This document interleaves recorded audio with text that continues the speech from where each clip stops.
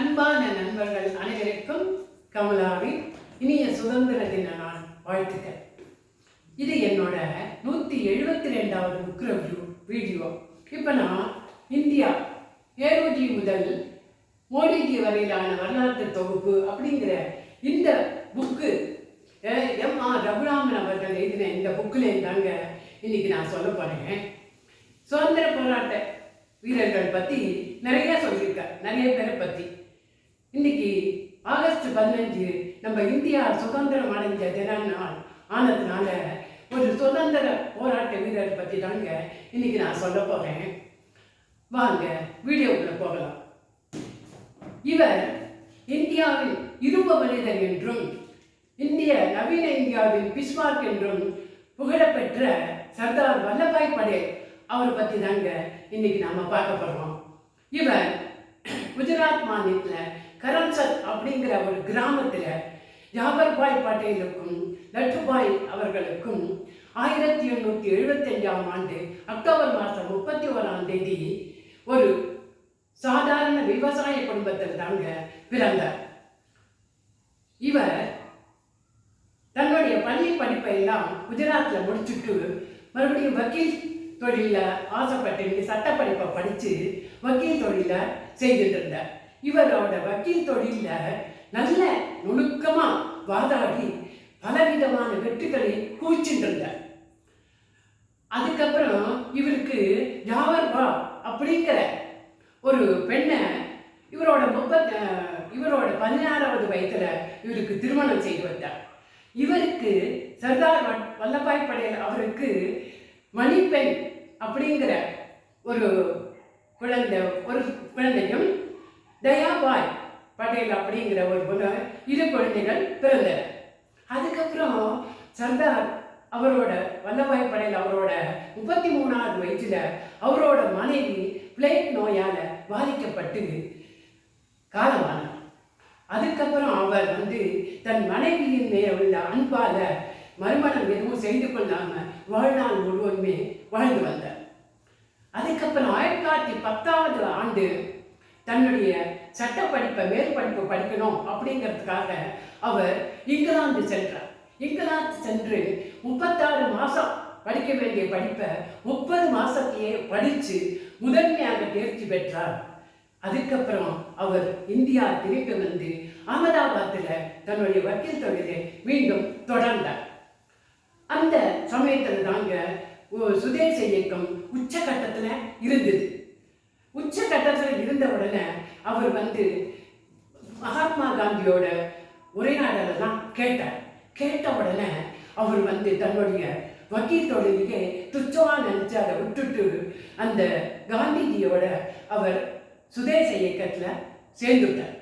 அப்படி சேர்ந்து சுதந்திரத்துக்காக போராடப்பட்ட மகாத்மா காந்தியோடு போராடினார். அவர் 1917ஆம் ஆண்டு விவசாயிகளோட சேர்ந்து அவர்களுடைய கஷ்டங்களில் பங்கெடுத்து அவர்களுக்கு உதவியாக இருந்தார்.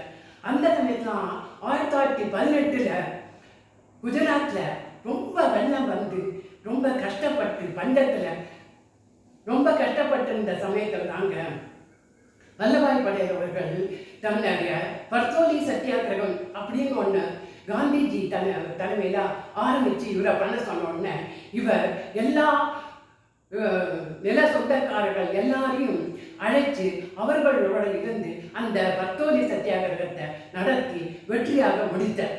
இந்த வெற்றி அமோகமான வெற்றி இவருக்கு ரொம்ப புகழை தேடித்தந்தது உலகம் முழ.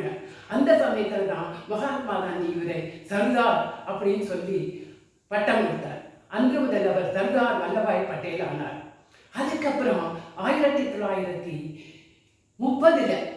இவர் நிறைய வெள்ளையனே வெளியேறு, உப்பு சத்தியாகிரகம், இன்னும் பலவிதமான சுதந்திர போராட்டத்திற்காக நடந்த அத்துணை போராட்டத்திலையும் கலந்து கொண்டு இவர் முக்கிய பங்கு வகித்தார் அப்படிங்கிறதாங்க முக்கியமாக சொல்லப்பட்டிருக்கு.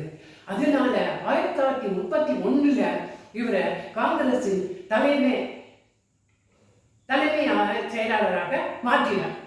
அதுக்கப்புறம் 1931 காங்கிரஸ் கட்சியின் தலைவராக இவர் நியமிக்கப்பட்டார்.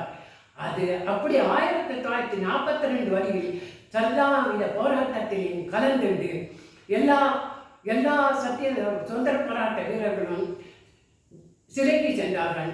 அதில் பட்டேலும் ஒன்று. அதுக்கப்புறம் பட்டேல் இந்தியாவின் சார்பாக நாடு பங்கு பிரிப்புக்காக அந்த ஆணையத்தில் பங்கு பெற்றார். அதுக்கப்புறம் நேருவோட தேர்ந்தெடுத்து இந்திய அமைச்சர்களை தேர்ந்தெடுக்கும் குழுவில் இணைக்கப்பட்டார். 1945 இந்தியா ஆகஸ்ட் 15 நள்ளிரவில் சுதந்திரம் அடைந்த போது இவர் நேரு பிரதமராகவும் சர்தார் வல்லபாய் பட்டேல் துணை பிரதமராகவும் உள்துறை அமைச்சராகவும் நியமிக்கப்பட்டார். அவர் அதுக்கப்புறமும் அந்த சுதந்திரம் கிடைச்ச பின்னமும் சுதந்திர இந்தியாவை சிதறி கிடந்த ஒவ்வொரு 562க்கும் மேற்பட்ட ராஜ்யங்கள் அப்படியே சிதறி கிடந்ததை எல்லாத்தையும் ஒன்று சேர்த்து ஒருங்கிண இந்த இந்தியாவாக மாற்றினார். அப்படி பங்கேற்ற ஒரு ஒற்றுமைக்கு பாடுபட்ட அத்தனை இந்தியர்களையும் ஒன்று சேர்த்த பெருமை சர்தார் வல்லபாய் பட்டேலுக்கு உண்டு. இப்படி சுதந்திரத்துக்காகவே பாடுபட்டு தன் உடற்பொருள் ஆகியெல்லாம் இழந்து 1950 டிசம்பர் மாதம் 15 பம்பாயில் உள்ள பிர்லா இல்லத்தில் இவர் மாரடைப்பாக உயிரிழந்தார். இவருடைய ஒற்றுமைக்கான இதுக்காக இவருக்கு நாளே புகழ்ந்து இவரை போற்றியது. இவருக்கு 1991 இந்தியாவிலேயே சிறந்த விருதான பாரத ரத்னா விருதை 1991 இவருக்கு வழங்கினார். இந்த விருதை இவருடைய பேரன் பிபின் தயாபாய் பட்டேல் அவர்கள் வெங்கட்ராமன் வழங்க இவரோட பேரன் அந்த விருதை வாங்கினார். அதுக்கப்புறம் அவருடைய ஒற்றுமை சிலையை அப்படின்னு சொல்லி ஒற்றுமைக்காக பாடுபட்ட இவருக்காக பெரிய ஒரு சிலை, உலகத்திலேயே மிக உயரமான சிலை அப்படின்னு போற்றக்கூடிய அந்த சிலையை நர்மதா நதி கரையில் அருகிலே அவர் செதுக்கப்பட்டு அவருக்காக சிலை வைக்கப்பட்டது. அந்த சிலை 2018 அக்டோபர் மாதம் 31 பிரதமர் நரேந்திர மோடி அவர்களால் திறந்து வைக்கப்பட்டது. இப்படி ஒற்றுமையின் சிலை அப்படின்னு சொல்லி அவரை போற்றப்பட்டு நாடு புகழும் அவரை எல்லோரும் இந்த சுதந்திர தினத்தால் என்று போற்றி வணங்குவோம். மற்றும் நம் இந்தியா சுதந்திரத்திற்காக பாடுபட்ட அத்தனை தரவுகளையும் போற்றி வணங்கி பணிவோம். வந்தே மாதரம். ஜெய் ஹிந்த். நன்றி.